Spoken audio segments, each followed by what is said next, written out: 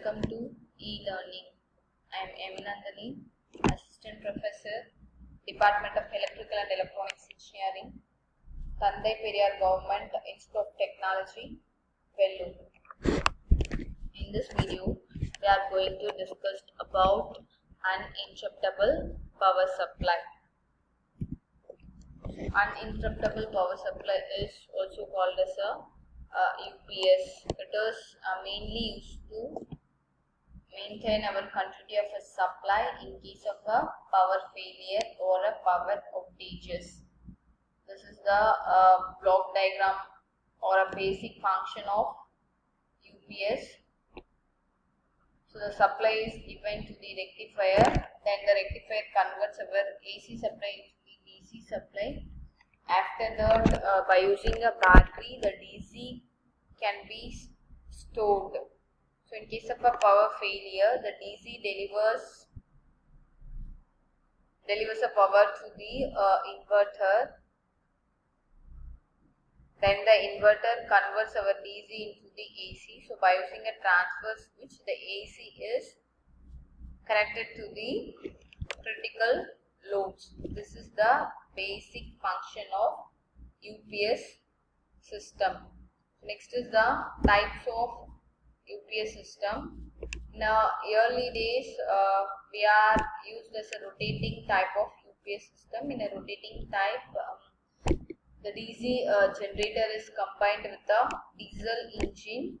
The diesel engine takes 10 to 15 seconds for starting. During that period, the battery is used for continuity of a supply.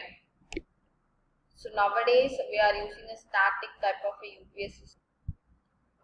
There are two types of static UPS system. One is the short break UPS and another one is the no break UPS.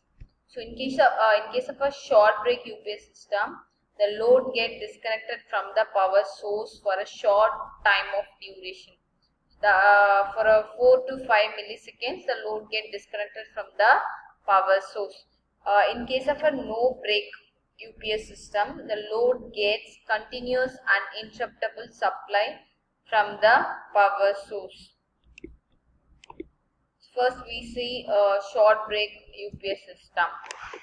For a short break UPS system, we have components, rectifier, batteries, inverter, filter, static transfer switch, that is the normally on switch and the normally off switch.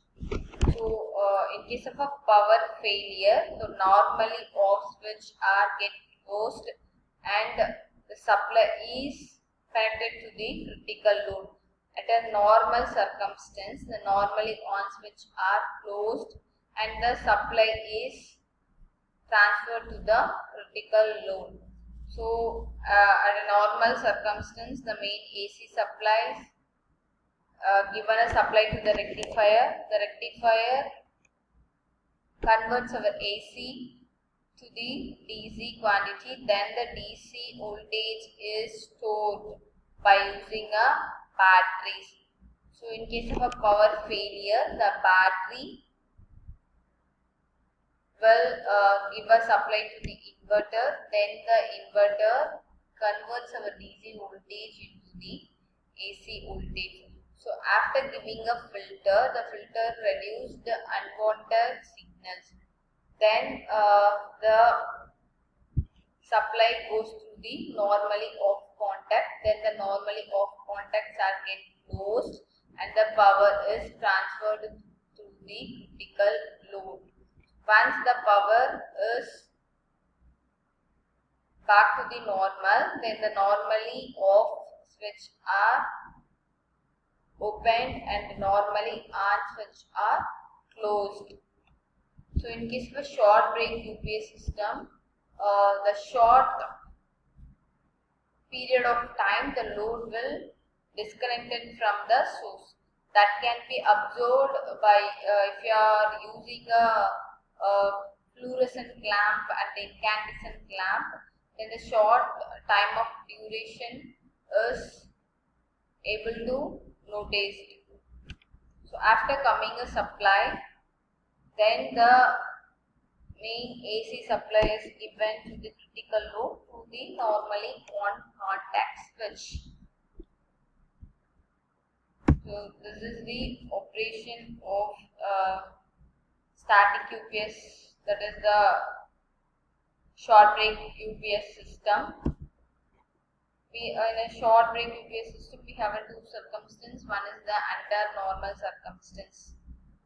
So in case of a normal circumstance, the normally off contacts are opened and normally on contacts are closed. Under a power failure, normally on contacts are opened and normally off contacts are closed. Then the power is transferred to the critical load. So next is the no break UPS system. Here also we have a rectifier, inverter, battery, filter and two static transfer switches, namely normally off switch and normally on switch. So only the difference between a no break UPS and short break UPS is the static transfer switch. In case of a short break UPS switch, then normally off contact switches are placed here and normally on contact switches are placed here. So this is, in case of a no break, the switches are interchanged. So under normal circumstances, the main AC supply was given to the critical load by using a normally off contact. So under normal circumstances, the normally off contacts are closed. At the same way, the supply is given to the rectifier. The rectifier converts our AC supply into the DC supply. Then the DC is stored by using a batteries. So under a power failure, the batteries are given a DC supply to the inverter. Then the DC is converted into the AC. Then the filter is filtered out the unwanted signal. Then that supply is given to the normally on contact.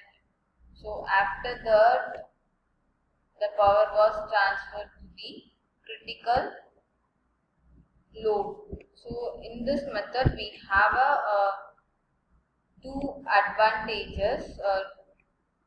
One is the inverter can be used to condition the supply delivered to the load, and the load get protected from the transient in the main AC supply. The transient is nothing but a abnormal voltage or current, that is called as a transient. So inverter output frequency can be maintained at the desired level. If you are choosing the inverter frequency, then the inverter frequency are maintained. That is the some advantages of the no break UPS system. So next is the batteries. So batteries plays a major role in UPS system because we could not save our AC supply. So for that purpose, only the AC is converted to the DC. Then the DC is stored by using batteries. So there are two types of batteries. One is the nickel cadmium batteries.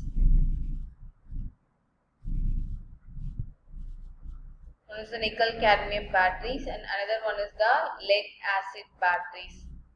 So nickel cadmium batteries are best when compared to the all other batteries. It gives a better efficiencies when compared to all. So the time period of battery or a battery bank can deliver a power to load through the inverter at the required voltage level. That depends on the two factors. So one is the size of the batteries and another one is the nature of load. So in this video we are discussed about what is UPS, uses of UPS, types of UPS, We have a two types. One is the no break UPS and another one is the static UPS systems. Thank you for watching my video.